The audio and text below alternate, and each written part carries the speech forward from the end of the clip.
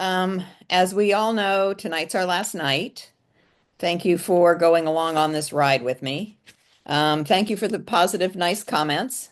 I'm glad that I've armed some of you with the ability to now argue in a different way with different facts and different tools. So tonight, I want to look at a couple of different things, navigating policy in the real world.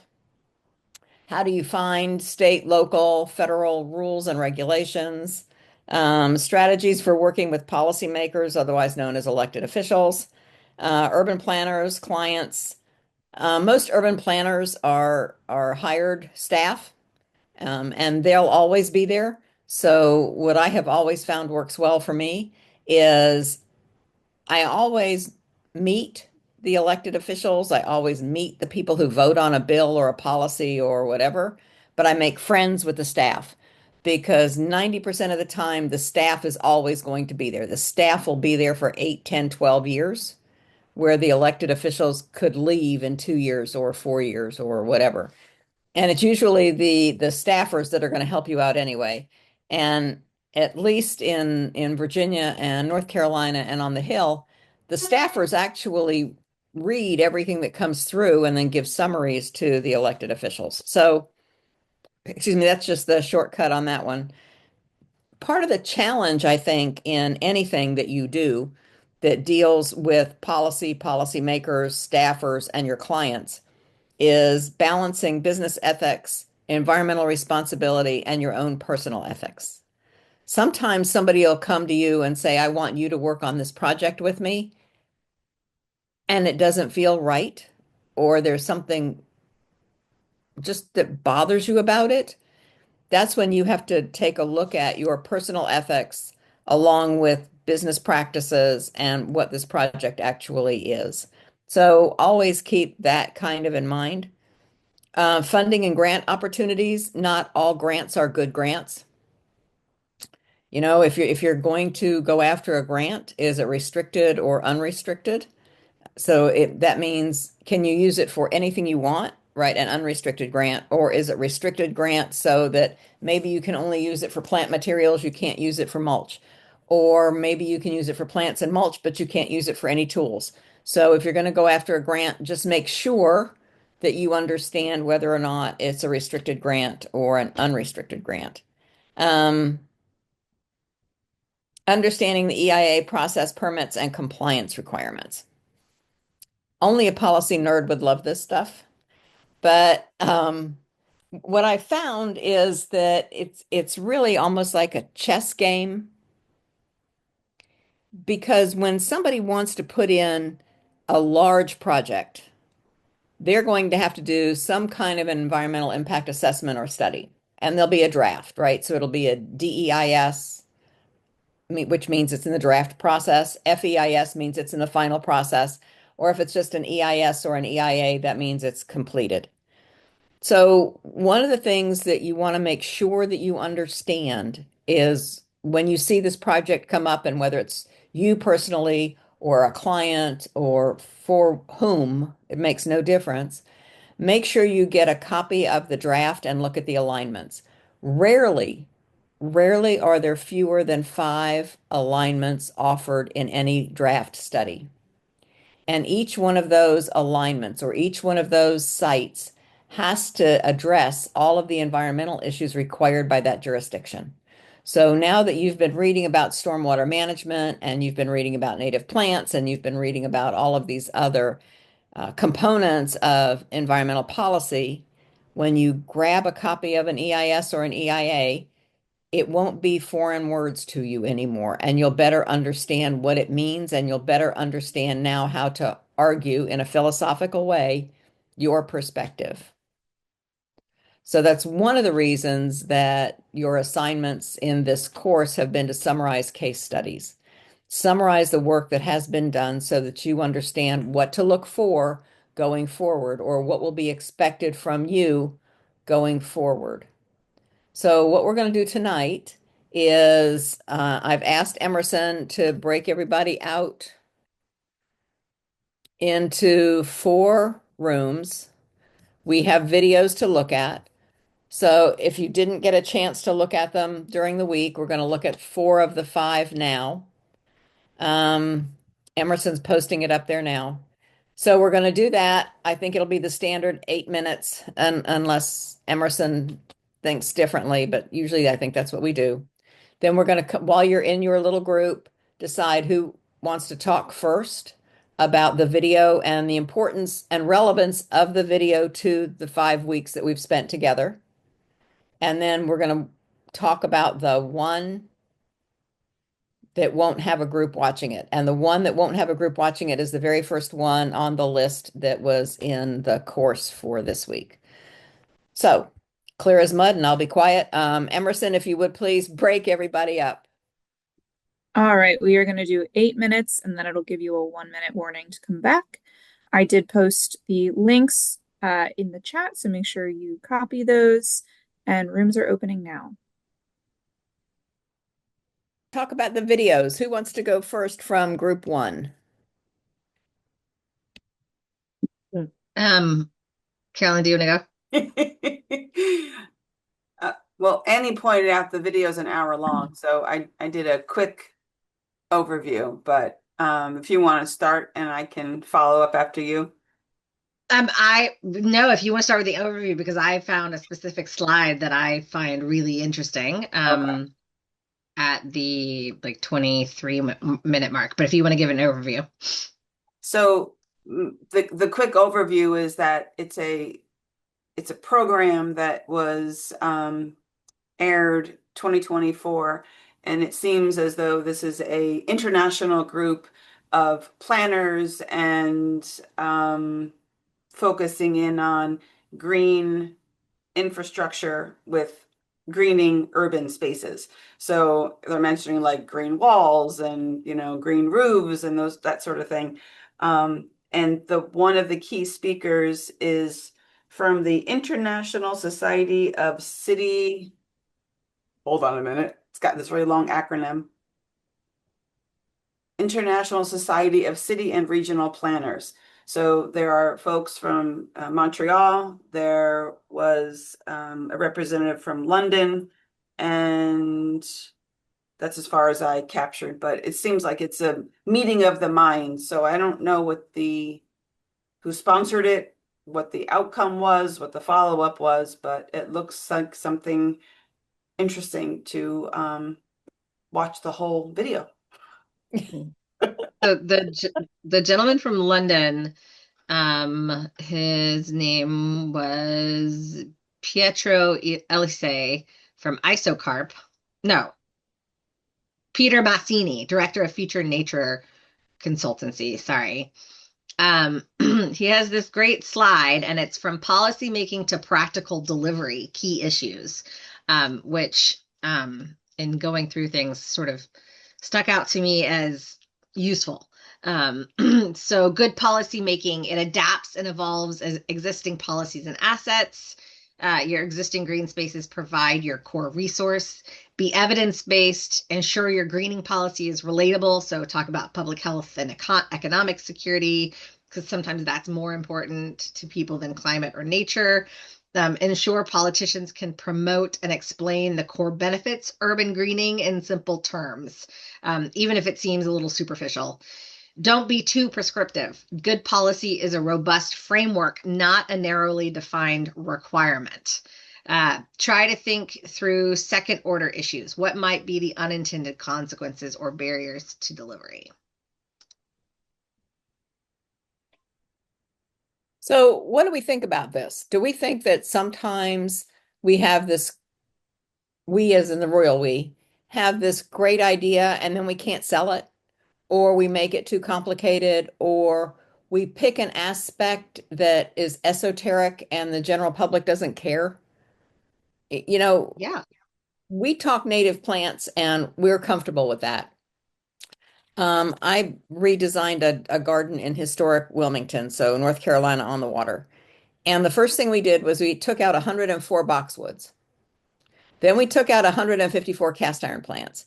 And I'm older, right? And this little old lady reamed me a new one. She was so upset because I took out all these native plants. And her mother and grandmother had boxwoods and cast iron plants, so therefore they were native. So that's what leads me to ask the question, do we sometimes miss the point? Do we sometimes take things for granted that we shouldn't take for granted? Are you referring to the fact that there are many people in society that are not aware of the importance of native plants and things are kind of at a tipping point? Is that what you're saying? And It's that, and it's um Roundup might have worked well for your parents or somebody else, but we're not using Roundup anymore. Or um the green roofs and green walls. Is that such a foreign idea that we couldn't sell it to an HOA here? You know, we're talking about these things that are great ideas that are important for the environment. How do we frame what what things do we think about, or should we think about, might we think about, if we're trying to sell a new idea or sell the idea that we want an elected official to write the policy for? well, let me give my 2 cents. So I'm trying to figure out how to approach an HOA, and I'm reading the advice of how I should present the information so it would be received well. I'm looking at this video and I'm thinking, I just want to plant some trees. I just want to get the vines off the trees that are healthy. And I think this is great. That's almost too much for me. I'm just starting this journey. I wouldn't think that someone like an HOA who needs a polished, what's in it for me presentation, when I just want to say, can we please stop mowing when the toadlets are leaving the pond that you created and now that's part of their habitat, right? I'm my goals are much more simple. I wouldn't even dream of saying, by the way, Oh, by the way, could you consider, changing your construction materials or whatever it is? I think that for me, that's not my place. But who knows? 100 years from now, if we're all still here, well, I won't be here. But maybe this will be more commonplace, and you don't really have to have a presentation in a network. It's just part of what we do. other thoughts?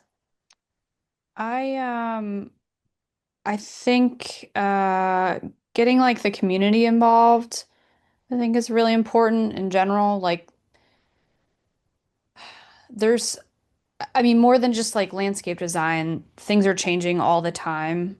Um and I don't know, I guess like the old lady that yelled, like like when, maybe that site at the time, all the boxwood and everything, that's how it was then, right? Like you don't necessarily know how it looked.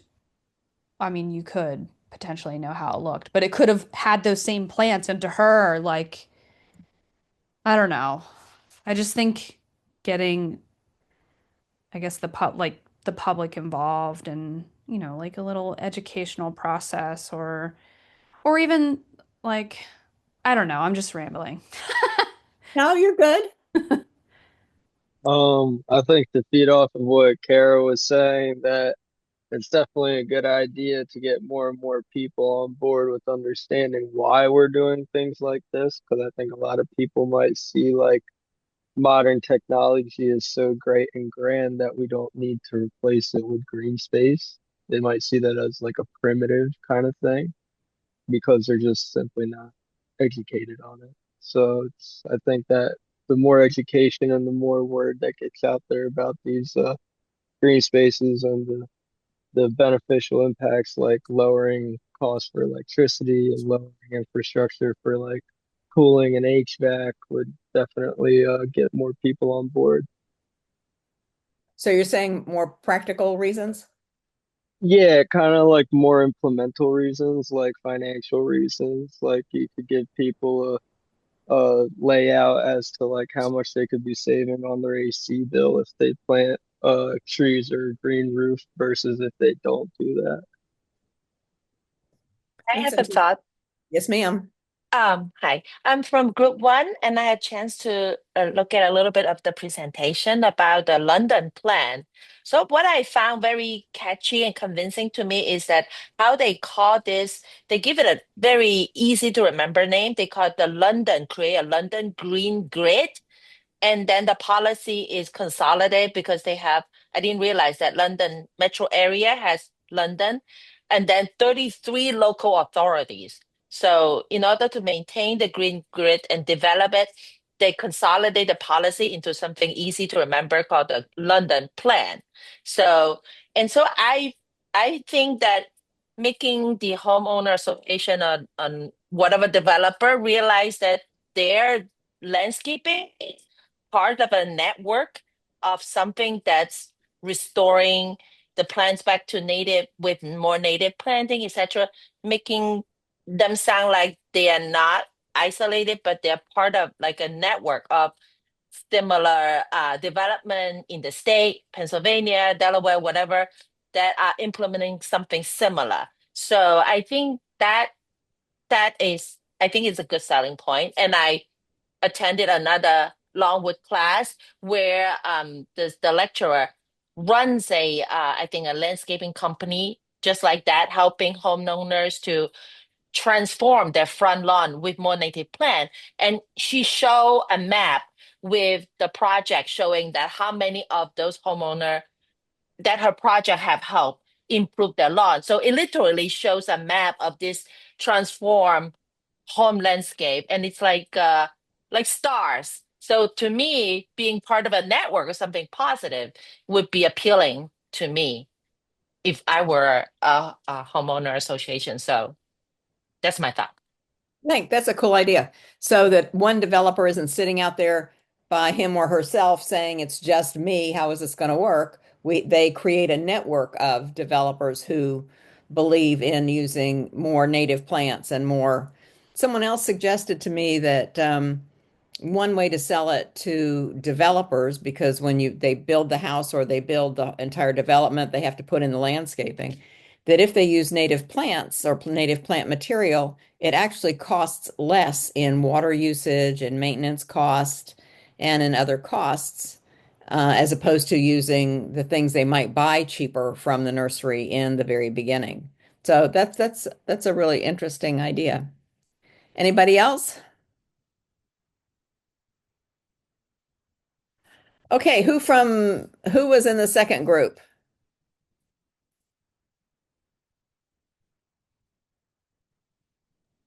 Okay, I guess I'll go first this time. I think Sonia went last time first. So we were looking at this video talking a lot about replacing asphalt spaces with green spaces to lower temperatures in places like Phoenix. Then they were also showing a park in China where they had like some storm water management and flooding issues. So they created a park catered to that, where they had small little islands of trees to be able to manage the stormwater better.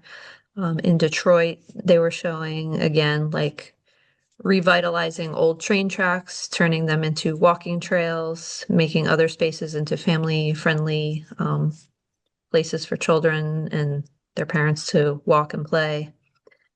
Also, I can't remember what city this was, but they were talking about planting in the middle of roadways to, better increase the foot traffic and safety of the areas. And revitalizing schoolyards in underdeveloped communities. So what did you think of all that? I thought they were all great ideas. I mean, even in Pennsylvania, I find the climate here in the summer is intolerable once you get to the middle of July. And I'm originally from New Jersey, and I thought it wouldn't be that different here, but it feels like it's a lot hotter here. And I don't tolerate the heat well, so I think any of these, I'm all for them. Anything that can lower the temperature. I'd rather be freezing than be hot. It's easier to bundle up than it is to cool off. Exactly. Sonia?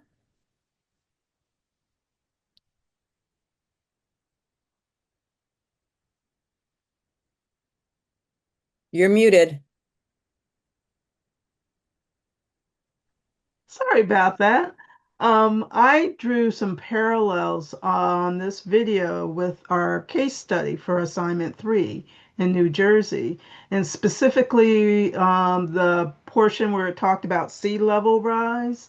Um, and how in this area in China, and I think it's Hunan, the Sanya Dong-In Wetland Park was built to help mitigate the flooding from monsoons.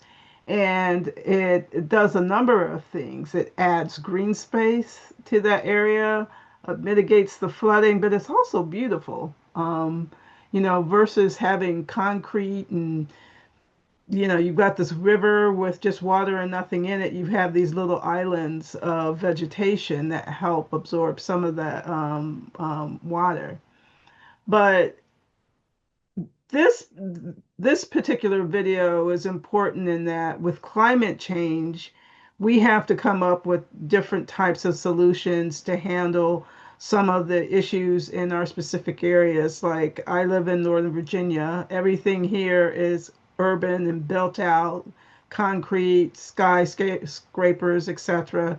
So it normally gets much hotter than it would in a wooded or more natural setting. So how can you develop green spaces for that? And then there's also in this video, they were talking about how to build green spaces for safety, building green spaces that are healthy, especially in urban and city environments where everything is concrete. Children play in these concrete lots. They don't have grass to play in, trees around them. And how can we take some of those concrete built out spaces and green them up so that it adds to the quality of life for the residents there who normally don't have that type of environment to live in. Um, Yeah, but I think with climate change, sea level rise, flooding, um, urbanization, we're going to have to come up with different solutions to help combat climate change in our areas based on our situation. But also aesthetically, I mean, I think it helps mentally when, you know, you have a long day and you get to walk through a park to walk to your home versus walking through this very sterile concrete area that has no aesthetic value. So there's a mental health, in my opinion, um, aspect of this too. Well, and that's been proven, hasn't it? Yeah, definitely. Because I know that, so I spent a lot, I grew up in Brooklyn, New York, which is a lot of concrete and roadways. And even when I was young, it was a lot of air pollution. My grandfather had the house was on the corner and he could grow anything. And he had a vegetable garden and there were tomatoes and eggplant and basil and parsley and all kinds of everything Italian. And I remember that I could almost breathe easier back there than walking to school. Because when I went to junior high, it was walking on the roadways and, well, sidewalks, right? But you were, like you said, a lot of concrete and a lot of congestion and traffic lights and crossing guards. And you didn't get to slow down. You didn't get to breathe. And if you did, you didn't want to breathe it. So it was that grandpa's backyard was almost like today I would call it a respite. It was my place to go breathe. Yes. Also where I learned how to pull out crabgrass, but you know, not a Yeah. native plant. Other comments about this one?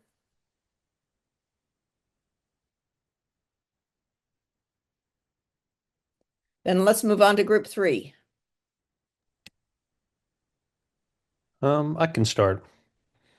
So ours was environmental impact statement. What is its purpose? Um, it's a document that you have to fill out. It looks at the environmental effects of actions like highways and dams. It's to inform decision makers and the public about environmental impacts, such as air quality, water quality. Let's see. And once the, you know, municipalities and public look it over, then any feedback will be considered, and yeah, we'll go forward. So what did you think of that? What did you think of that process? Well, it's funny because like I was thinking, oh, it sounds good, but then why are we doing all these case studies while, like, oh, they didn't do this, they didn't do this. Why do we have to, we're restoring this, because they didn't use any native plants and it's flooding everywhere and all that. And so as a result, I don't know, that it's like, why isn't this working better was my first thought. I mean, obviously it's necessary, but I would imagine it's very different from state to state and city to city. I would agree. And I think that I'd like to think that maybe some of the reasons that a project that we're reading about a case study, and one of the reasons we do case studies is because we learn more, technology improves, techniques improve, and things get better so that and projects will inevitably fail, right? I mean, maybe we don't expect a dam to last for however many years, or if it does, we don't think that it's going to negatively impact the fish that needed a ladder to go up or whatever. I think I'd like to believe that Yeah. we all learn more and we get smarter. Well, the environment's, I mean, it's complicated, and so like, you said, as we learn more and technologies get better, you would hope that these would last longer. And maybe we wouldn't make the same mistakes twice or 3 times, Yeah, or a dozen. or a dozen or two. And who else? Who was in the group with you? I was in the group 3. Um, yeah, so like Alan said, this was just a short video on what is the environmental impact statement. It's uh, mandated through the National Environmental Policy Act that was passed in 1969. Honestly, our takeaway was like it kind of formalized what we believe to be a pretty common sense approach, where it's like, okay, we're building a highway or a dam or a factory. Let's assess what's in scope here. What are we proposing to do? What could be impacted? How do we plan to mitigate those risks? And obviously, during that, getting feedback from your local community and incorporating that in the final version of the statement. So I think it sounds good in theory, and yeah. Well, it is going back to something that was said earlier. Do you think that this is the beginning of a way to maybe build community support for a project and let people explain why they're in favor of or against and give them voice and buy-in, and then maybe you won't have so much opposition to a project? Yeah.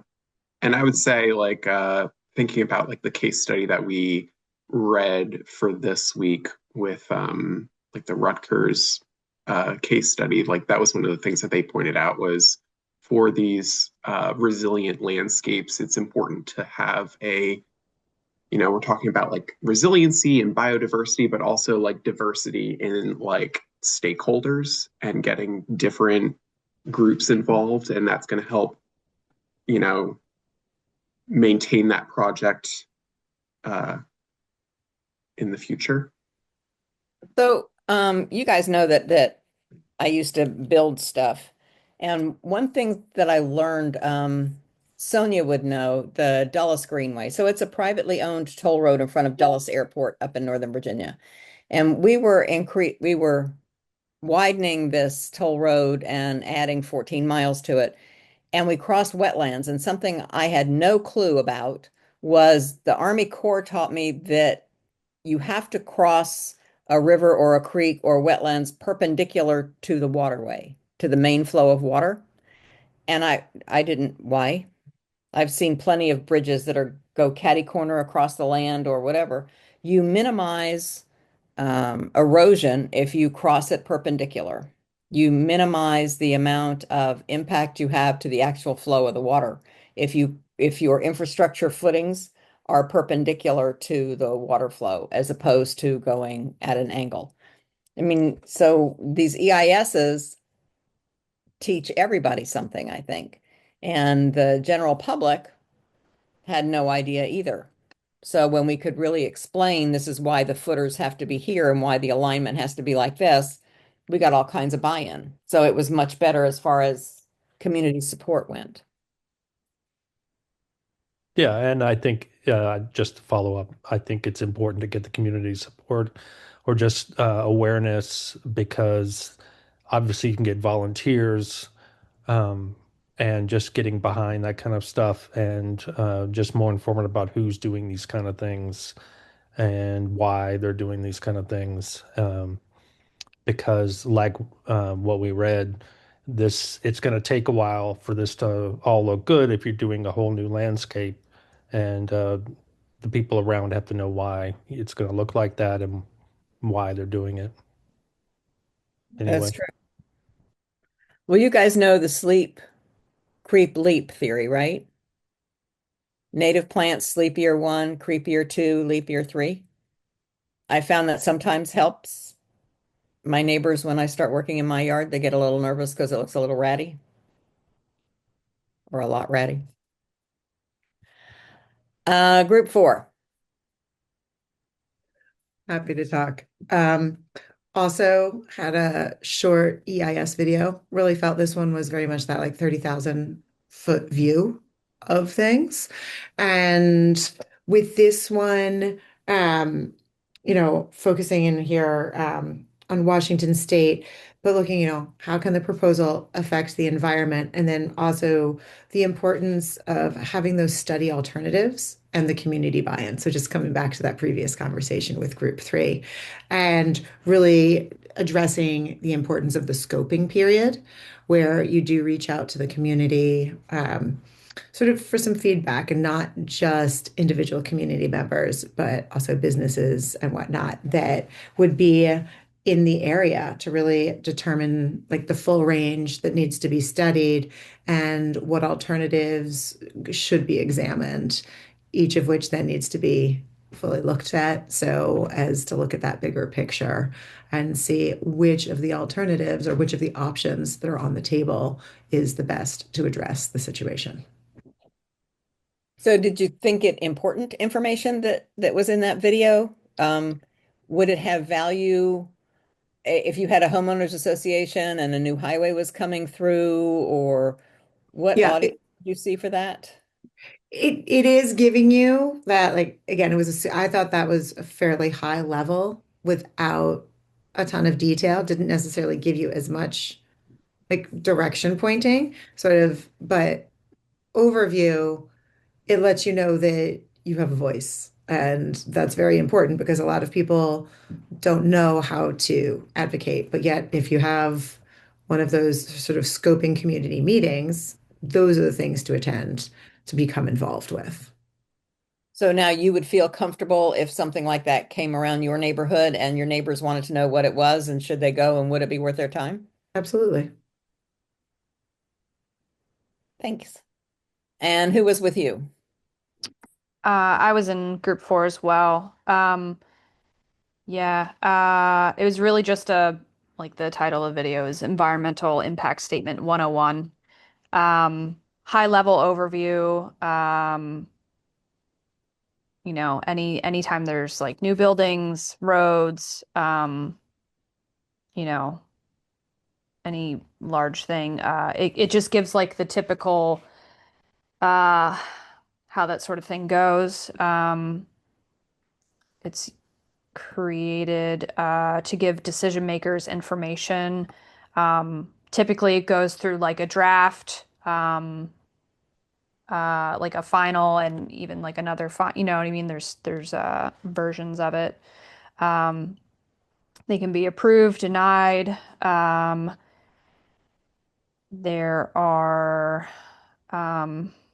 typically, if there's areas concern, what needs the most review. The public is typically invited. Typically, there's a comment period of 30 to 45 days for the public. Sometimes there's public hearings. One of the Delaware ones had I believe, is a public hearing. I think an in-person and virtual in this case. Yeah, but just a high level, I thought it was good information. Um, yeah. So, given everything that we've talked about so far this evening and in the 4 weeks prior, is there something that has occurred in your neighborhood or in your professional life that has something to do with environmental policy that looking back, you can see it differently than when you were there? So maybe at the time you didn't think it was very important, or maybe at the time you just kind of shrugged it off. And now looking back, you believe that it might have been an important thing to become involved with, or maybe you were involved with it and now it means something more going forward. Does that make sense? In general, I feel more, I guess, empowered to kind of pay attention to things. Like I wrote another letter to the board that denied one of the AI data centers again. So, because I got like a canned response. So I don't know, like I just feel more empowered. I feel more informed. Um, I thought this class has been really helpful because I'm in general a very introverted person. Um, yeah. Anybody else? I can think of an example where I was too young at the time to really understand, but there were cornfields near our house that were being converted both into roadways and also conservation land simultaneously. And the involvement and the policy, so sort of like some natural, and it all had to be redeveloped. The involvement that my father had with that was absolutely amazing because he wanted to make sure, and this was 30 years ago. So this was like in the infancy of some of this, but his understanding of, well, if we change this and the water flow here, what is that going to do for the next, for the next, for the next? And, the waterways and where the waterways drain. And just now realizing like all the steps that he went through and the different people and the levels of folks that he spoke to, it's pretty amazing. Cool. Anybody else? I'll share a brief part, and it actually ties into something Elise was just mentioning, and I mentioned it in my assignment. But again, young, not fully aware, 30 plus years ago, I met a couple of individuals and was part of a grassroots organization to put plantings along a stream bank and put native plants in. And I mean, it seemed like fun. It seemed like a good idea.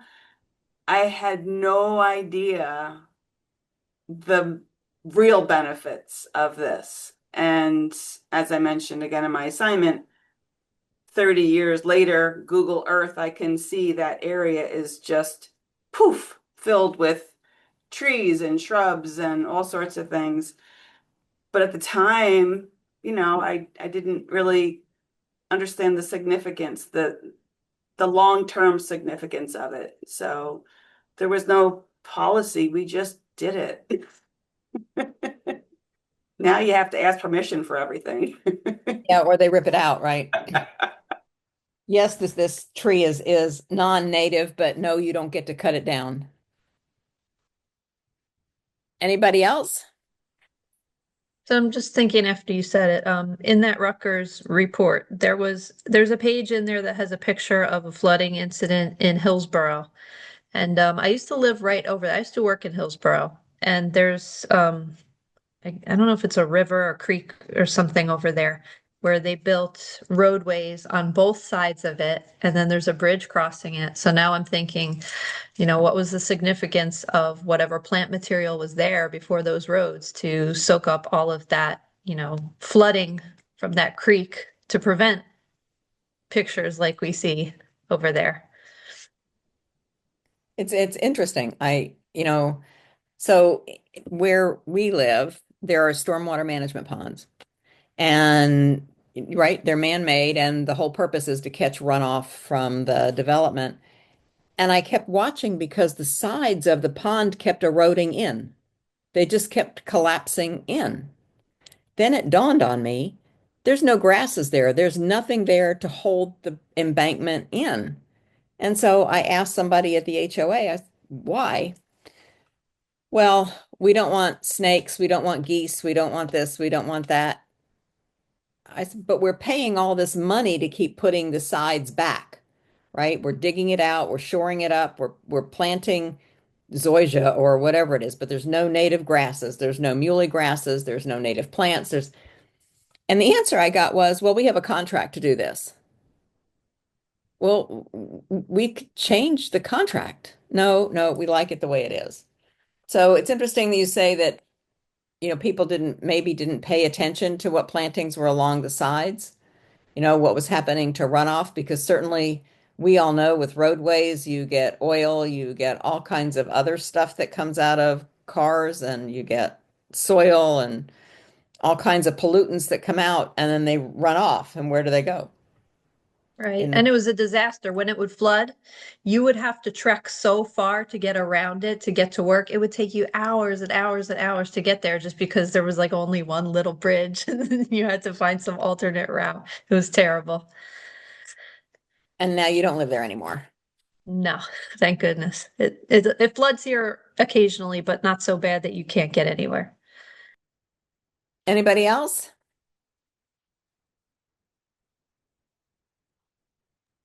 I have a question. Yes, ma'am. So where I live, we have a lot of problem with the Japanese knotweed. And I read about a case study not related to Japanese knotweed, but in Delaware State, how they reclaim the farmland to turn it into a more like wild native plant space by doing controlled burn. So my township doesn't have any control. I don't think I've ever seen any control burn, but was thinking, wouldn't it be a good idea just to burn where along the water there's a lot of Japanese knotweed? Uh, but You have to be careful when you do anything that's within 10 feet of water. That's usually the safe zone to stay away. I don't know what would happen with ash. I don't know what would happen with any pollutants that might occur because of the burn. Here we have this really odd thing where they burn pine straw. It's a controlled burn in the parks because we have so many longleaf pines that they burn the pine straw so that it can't catch on fire and cause any kind of a major forest fire. I'm not sure what would occur by that waterway, if anything. You certainly wouldn't use chemicals to kill it. You should ask the fire department or the city council. okay. It's always I read that case study how they restore the farmland in Delaware State. It's very cool because they say after just a few weeks after the burn, the native plants already growing wildflower, and they have a comparison stretch of land that is not under the treatment, what they call the prescribed burn, versus the land that's more vibrant, more vital after the burn. So it sounds like an amazing idea. And I know in China, I read about how uh, farmers do the control burn at the end of the harvest season. And we all know along a lot of people know that the wood ash or the plant ash are very uh, great for the next season, for the soil. You do So, that a lot for blueberries too. If you oh, burn them really? off, you get do a controlled burn, you end up with a lot of wild blueberries that come back. Well, If you can find that case study, you might want to hand that off to your city council. okay. Okay. And Kara brought up, it might be a question for your local extension. Do you know about the extension offices? Every state has a land grant university. So it's Penn State, University of Delaware, Virginia Tech, NC State, and they all have offices throughout the state. Usually there's one in each county, and they have people there who are trained to answer some of these questions, and they might have the information for you as well. And to your earlier point about what you were looking at look like little stars with the developers. And if you've not looked at a map for homegrown national parks, it's part of the Park Service and the Audubon Society. If people have registered their yards as part of this network, then it means that they don't use chemicals, that they use native plants, that they're everything that we have been talking about, they implement. And you can see around, you can put your address in and you can see if how many of your neighbors, if any of them are part of that network that is all about the native plants and the best practices. Other questions or comments?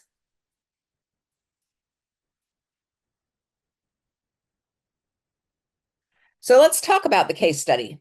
It was long. It was 90, yes, it was 94 pages. I can't tell you how many emails I got that was this the right one? Yes. So what did you think? Good use of your time, not a good use of your time. You learned things, you didn't learn things, it reinforced things that you already knew, gave you good ideas. What did you think? It was good.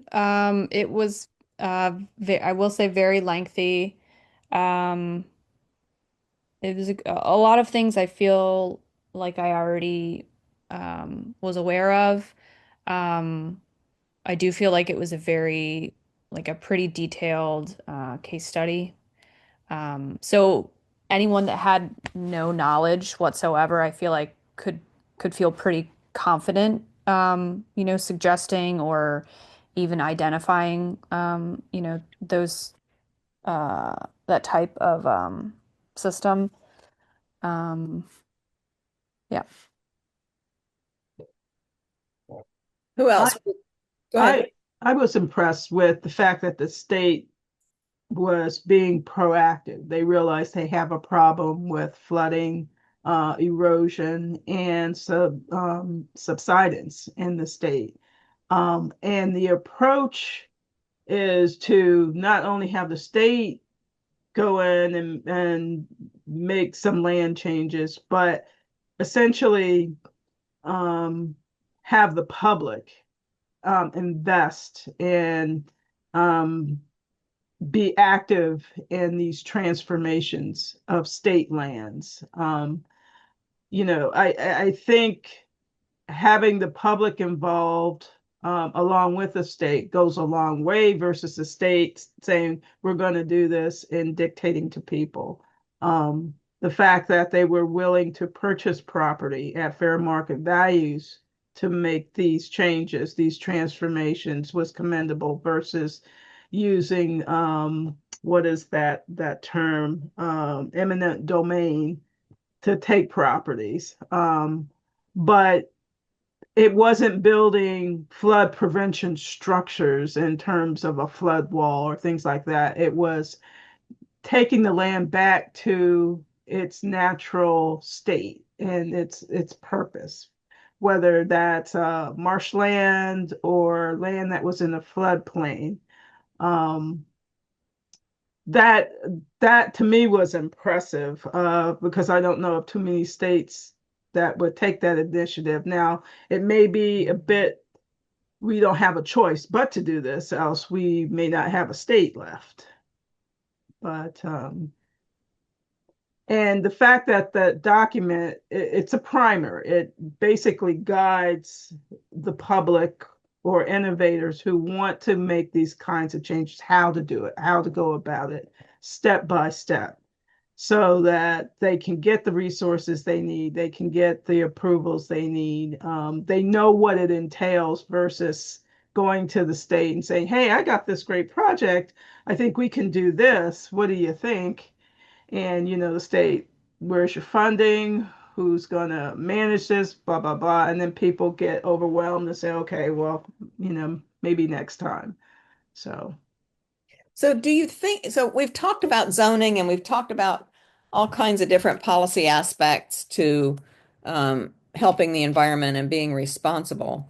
Do you, and just hypothetically, do you think that if we were better at zoning and sticking to zoning ordinances, that we would have less of this flooding and less of these events that cause stress, that cost money, that cause environmental damage, and in some cases cost lives?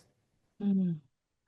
I think zoning is one aspect of it. I think part of the problem is that when money's involved, the zones can change. Mhm. And I see that a lot in our area, um, the stress on the water system, where you had 2 houses per acre. They've changed it to make it 3 or 4 houses per acre, Um, what was zoned as farmland open space. You get a developer comes in and decides, hey, this would be a perfect project for us. You would get a lot of great tax dollars if we could just change this zone so that we can take this land and put in a data center. So that kind of thing happens. So the problem is you can have the zoning laws, and the zoning helps protect the land if the government that is managing that land is adamant about protecting it. If they see it as a opportunity to make money for the local area through tax dollars, they will quickly change their mind and change those zones to accommodate whatever they need to get those dollars. But then they don't do backup planning, do they? I mean, you No. said that this Rutgers thing is a primer, and it pretty much is, but on a how-to, but we look at like you said, that a developer could buy their way into a zoning variance or a zoning change or an upzoning. And so should we then be more concerned about not only zoning ordinances, but accompanying environmental policies? So you guys read the thing, the stormwater credits in Pennsylvania near French Creek, right? So should those kinds of policies and documents be attached to zoning regulations? To protect the land, yes. But again, when it encroaches on developers' ability to build for profit, and for the county to raise more tax dollars, it becomes not a um, something that's required, but something that is recommended. What if you could recraft it so that it didn't, it would give, instead of stormwater management credits or clean air credits or any of those, what if we actually gave developers tax credits? What if instead of them planting whatever they plant now, around here it's crepe myrtles and azaleas and camellias, and none of those are native. So what if instead of doing that, we gave them tax credits for putting in native plants, even though they cost a little more, to try and offset or mitigate that cost? Do you think that would have value? I think it would. Um, I think too also depends on the developer. I mean, a developer that's purely profit driven may say this is a nice tax credit, but I can reduce my costs by buying, instead of native trees, buying a Norway set of Norway maples and installing them. Even though we consider them to be evasive, the developer says they're good enough for us, they're pretty trees, and it's cost effective. What do the rest of you think? Let's start tying the course all together. I think maybe on a local level, some of those things would help if they were like a smaller developer who cared a little more. But the really big national greedy ones, I don't think it would help. They're not interested in getting the good developer award, huh? No, because they build houses cookie cutter one after another. I mean, I live in one of these houses that was probably built in like 5 months, 25 years ago or whatever. And you can see the workmanship when you go to replace everything. So I think they're only interested in profits. Mhm. Can we change that mindset? Well, I guess it depends if you change the salaries of their CEOs, maybe. I don't Oh, there you go. They don't want to lose their bonuses. Never mind. I'm sure somebody else has an opinion. I, in general, I think for these really large projects, they have so much capital behind them from, their shareholders or whoever's running the company or the companies. Um, I'm gonna tie it back to this data center, but they just have so much capital to work with to like figure out ways to skirt around regulations or definitions or um like I don't know what to do. It's I don't know. There's just some of these projects just have so much money, so like a big lawyer, like a team of lawyers. And I don't know. I'm gonna keep writing them, but I it sometimes feels a little discouraging. So like it's good to it's good to have a better understanding. Um, but there's still a lot of unknowns. So everybody has my email address, right? Yes. And you have access to the course for a while. I thought it was 6 months, but I'm not sure. If you would ever like help writing a resolution, let me know. You know that they don't have the force of law, and it's the whereas this is important and therefores and whereases, and then at the end, therefore be it resolved that. But I used to teach a class a long time ago for a community college, and I used to teach them how to draft legislation. Oh, there we go.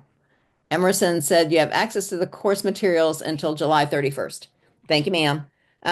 But if it's something you want to play around with or you have questions, just keep my email address and keep my phone number, and I'm more than happy to help you reinforce your argument.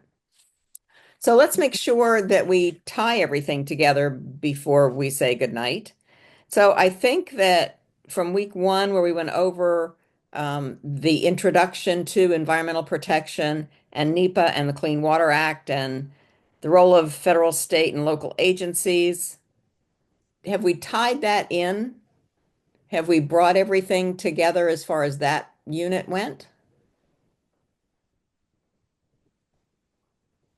Um, I did see there was a reference to a back to this data center. There was a reference to uh an EPA, I guess it's considered a Superfund site.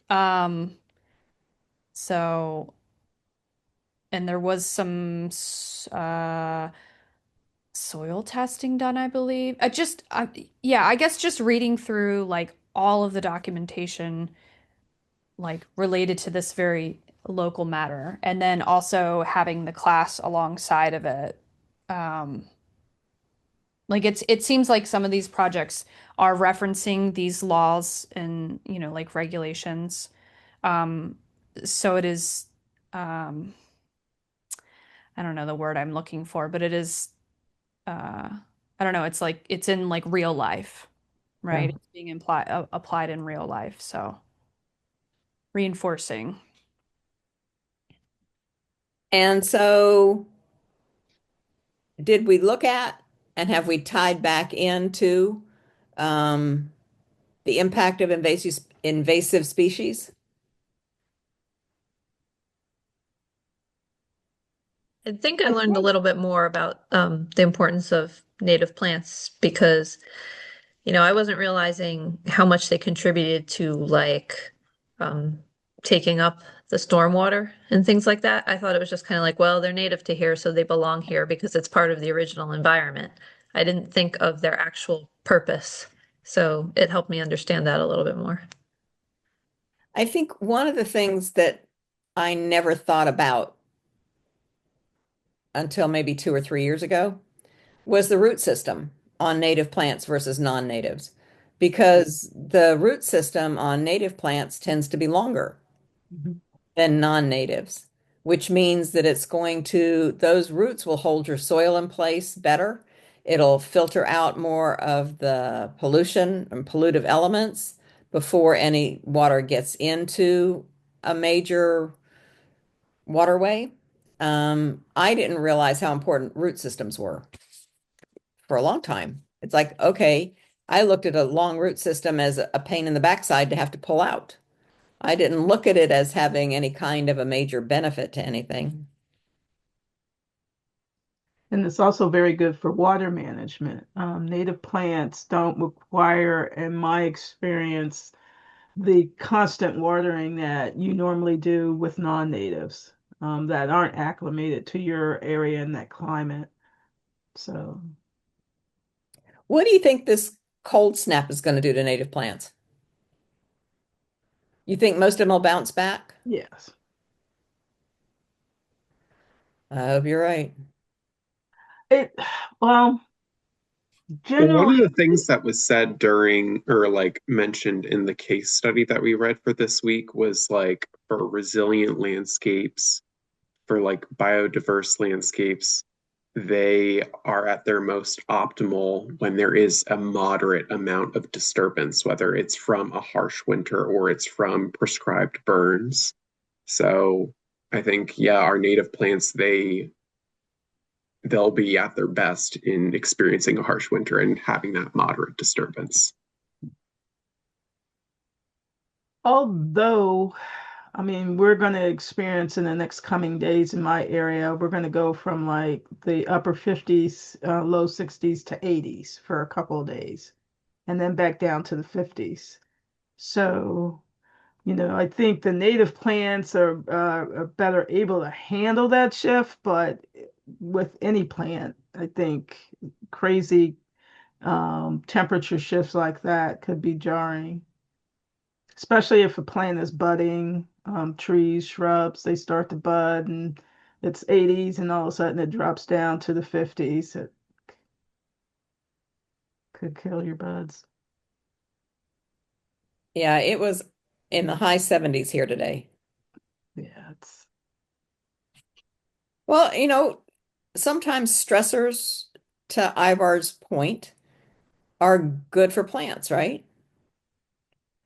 I mean, I do some work with the Alliance for Cape Fear Trees and the National Wildlife Federation, and they give away trees 6 or 7 times a year, native trees.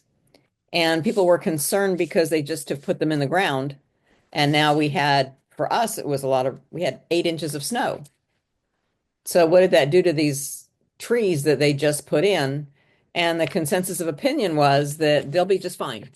If it turns out that you have part of the end of a branch, the tender end, didn't handle the cold very well, then snip it off. Just cut off dead growth. So I guess we'll see. It's all this climate change. And Thomas Friedman wrote a book decades ago called Hot, Flat, and Crowded. And he didn't agree with global warming. He called it global weirding, because what was supposed to be warm was going to be cooler, what was supposed to be cool was going to be warmer, and nobody was going to be able to adequately predict the impact of it, but it was definitely going to change. So I don't know if that's what's happening. That's something else. Other thoughts?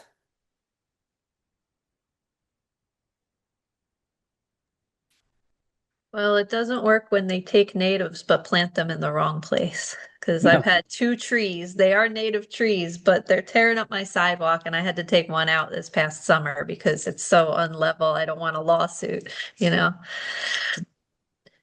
Your roots just outgrew it? Yeah, well, they should be planting trees, like small trunked trees. What they put? They put a tulip poplar, and then I think the other one was an oak. And they just went like, right through, popped them right up. So location is everything. Yeah, location, location, location, right? Right plant, right place. So what did you think about the case study summaries you had to write? Did that have value? I see some head nodding, but no words.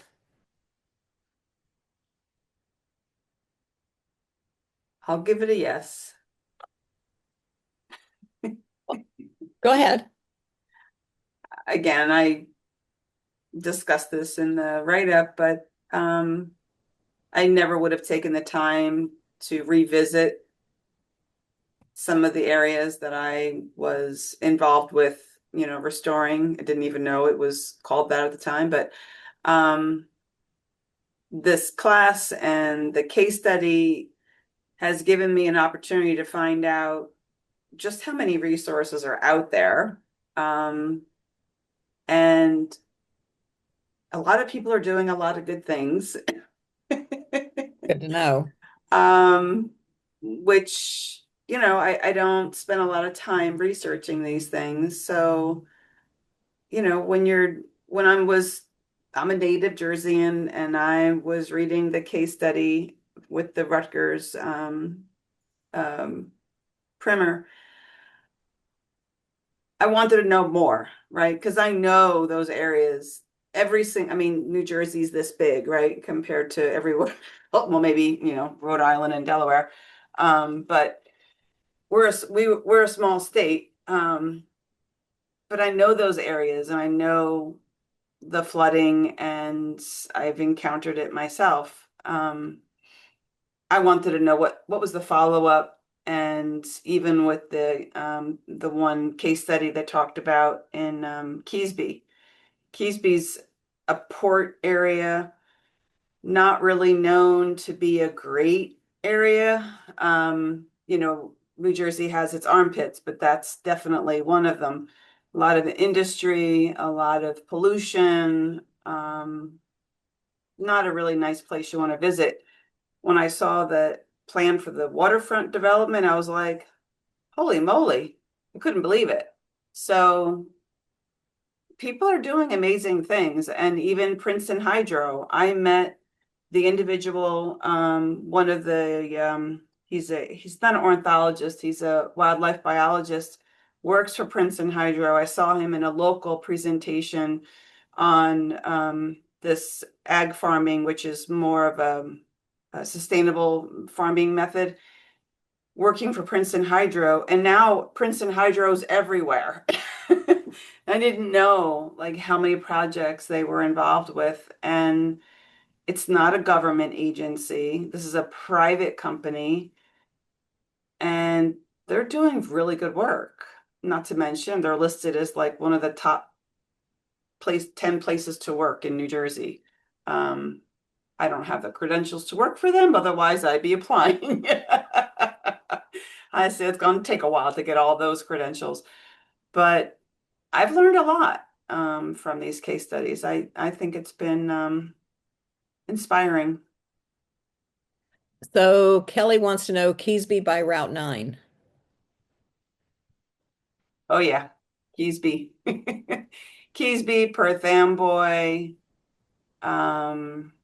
Sea Warren, all those areas. They're ports. Historically, they're just ports, and now it's mostly oil refineries and defunct factories, and low income housing. It's just a neglected area. Yeah, I'm from Clark, so I wasn't too Yeah. far from there.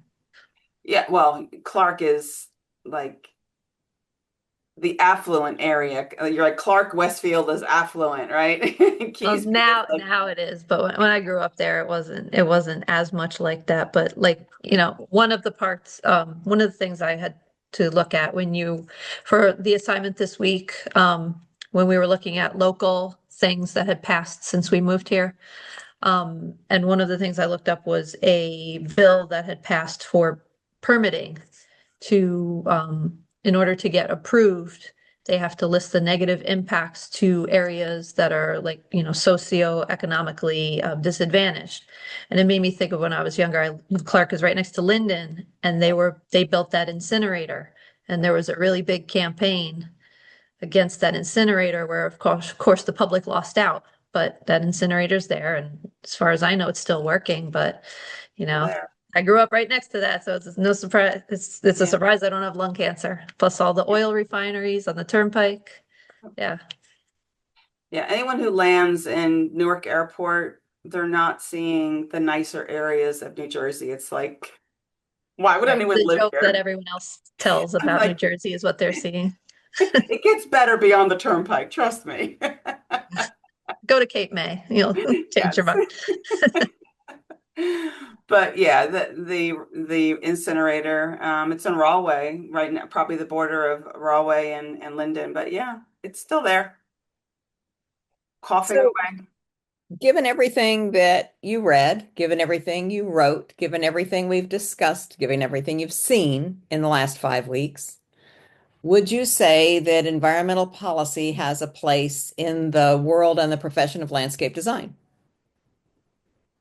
Yes. That's part of the whole point here.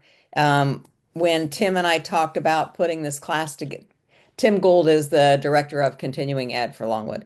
And when Tim and I talked about this, I thought it made good sense. He thought it made good sense. But now, does it make good sense to you? That's where there has to be value. Yes, because I think Absolutely. the policies are going to have to be driven from the bottom up by landscape designers, architects, versus top down from governmental agencies. Because I see changes that EPA has made and how they've relaxed some of their regulations and guidelines, and sometimes states seem to follow. So if we work it from the bottom up, I think it would be a lot more successful.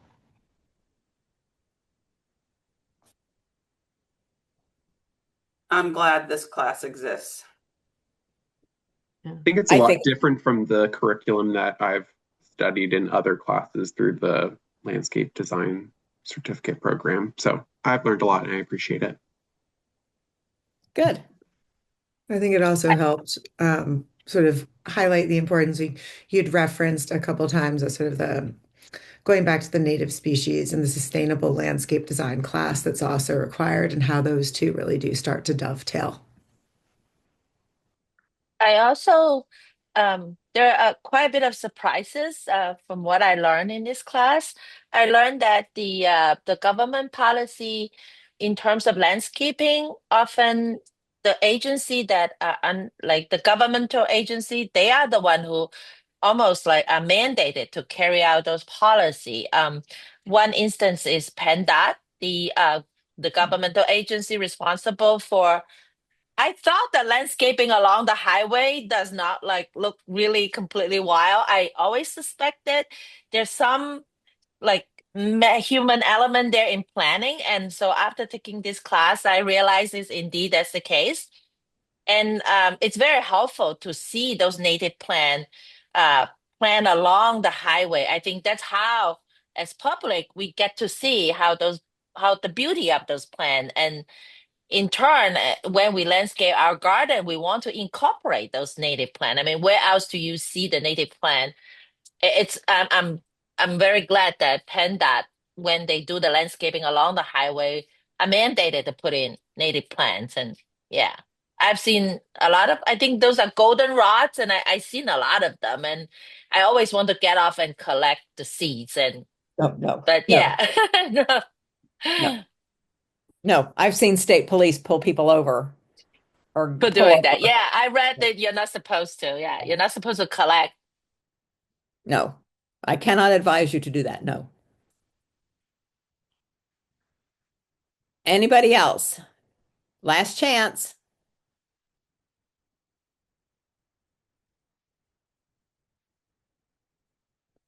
Okay, you know how to find me if I can ever help you. Just pop me a note, send me a text, and like I said, Emerson said you have access until July 31st. So with that, I will say thank you very much for the last 5 weeks and good night. Thank you, Rob. Thank you so much. Thank you. Thank you so much, bro. Yep. Good night.